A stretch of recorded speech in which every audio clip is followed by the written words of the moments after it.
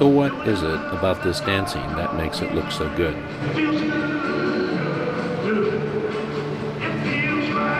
The flourishes? Yes. But really, it's how smooth these dancers dance.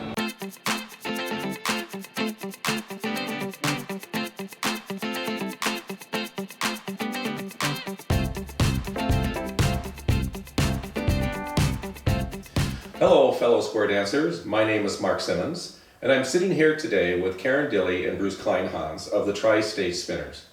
Bruce and Karen have been square dancing for over 40 years, as well as having been trained in ballroom dancing for over 30. They also have had a number of workshops that they have hosted at state and national square dance conventions on the aspect of smooth dancing. Today we're going to take a little deeper look at this concept of square dancing. But before we do that, Karen, could you tell us a little bit about that video clip we just saw and who the TriState Spinners are? The TriState Spinners consist of Donna and Jerry Albrecht, Mark and Renee Simmons, Bruce and I, and Danny and Joyce Renfrew, and Janae Aiken. This particular video that you saw at the beginning was shot at the 2017 Cincinnati National Convention, and it is a good demonstration of what we do. It incorporates the smooth dancing and some of the flourishes and demonstrates that this can be done without being choreographed. So my next question for the two of you is, what is smooth dancing? Bruce? Smooth dancing, as I see it, is just a continual flow of movement along with the music. It just looks smooth, and when you're dancing, it feels smooth. But dancing is defined as being movement that is done with the beat of the music, and so that's what we're looking for, just a continuous smooth flow. You do not want to just step on every step. You want to step through the music to the next step. And that's essentially what smooth dancing is. So why is smooth dancing important for today's dancers?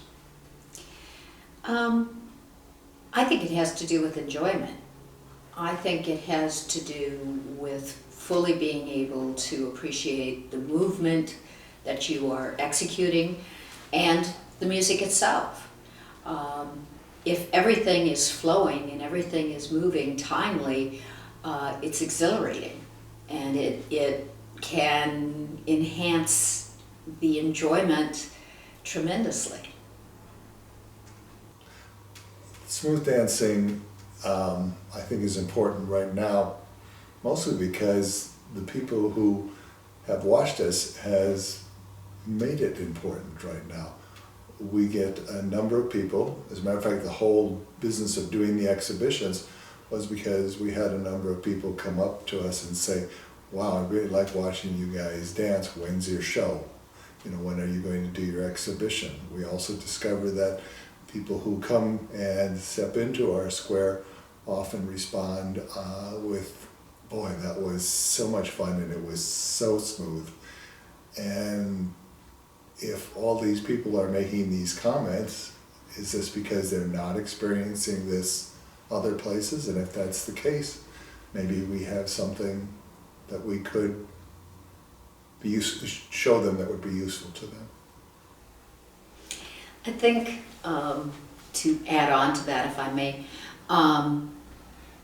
it's often been called magic. When the four couples got together for the first time, it's like, wow, what was that? Because experiencing it, it was like you'd reach out and a hand would be there. You'd turn, and whatever the next move was supposed to be, whoever you were supposed to be with, was there. And we jokingly called it magic, but as Bruce stated, other people call it magic too. So I think there is potential out there to share what we love. So what would you say are the important components that make up smooth dancing? Bruce? Timing, connection, movement. Those are the three important things that I think we look at.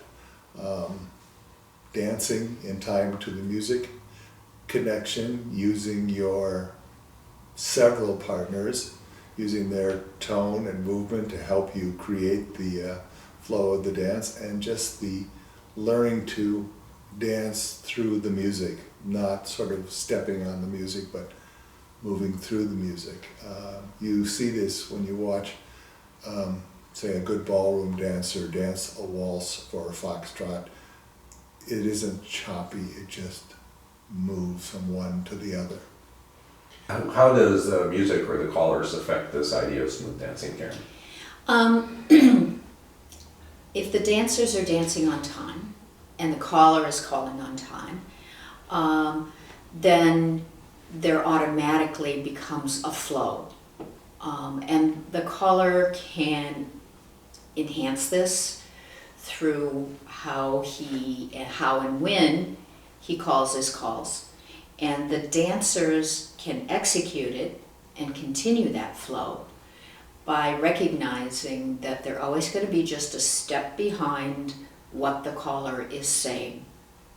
So Bruce, these videos that you are going to be creating, what are they going to cover?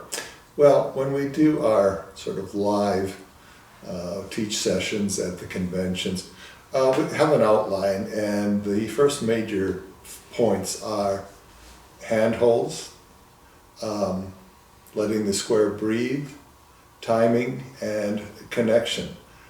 These are individual points. The smooth dancing obviously is made up of the interaction of all these different elements. So we'll be looking at each one of these elements individually, and then we will talk about how each one of these elements are used in connection with all the other elements. So Karen, I know that a lot of people who watch the TriState Spinners dance want to learn the embellishments, the flourishes. So will you be doing any videos on those?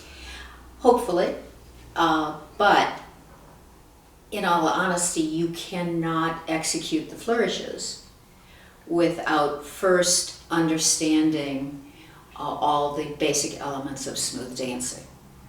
The flourishes are nothing more than extra spins and turns that are facilitated by the smooth dancing, the timely dancing. Those are really the critical things that will enable people to ultimately pick up the flourishes. Well, that sounds wonderful. I think we're all looking forward to seeing more of these videos, and maybe, hopefully, we're going to see some videos on flourishes. So thank you very much. Thank you. Thank you.